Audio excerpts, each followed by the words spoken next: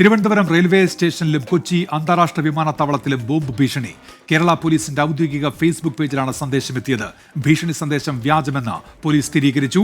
അജീഷ് ജയകുമാർ ചേരുന്നുണ്ട് ഇപ്പോൾ തിരുവനന്തപുരത്ത് നിന്ന് വിവരങ്ങളുമായി. അജീഷ്, ഈ വ്യാജ ഭീഷണി സന്ദേശം അയച്ച ആളെക്കുറിച്ച് വ്യക്തമായ സൂചന കിട്ടിയിട്ടുണ്ടല്ലോ, എന്തൊക്കെയാണ് വിവരങ്ങൾ അജീഷ്?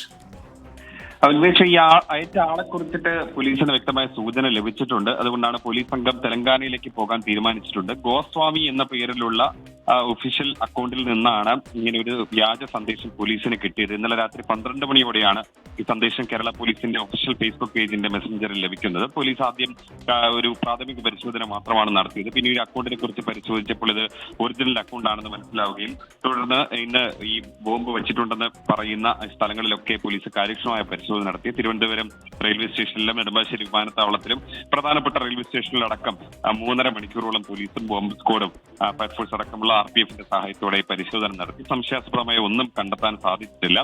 ട്രെയിൻ ഗതാഗതമൊന്നും ബാധിക്കാതെയായിരുന്നു പരിശോധന നടത്തിയത്. എന്തായാലും ഈ വ്യാജ സന്ദേശമാണെന്ന് സ്ഥിരീകരിച്ചതോടെ പരിശോധന ഇപ്പോൾ ഭാഗികമായി അവസാനിപ്പിച്ചു. പക്ഷേ ഇന്ന് രാത്രി മുഴുവനും ഒരു അലർട്ട് ഉണ്ടാകും.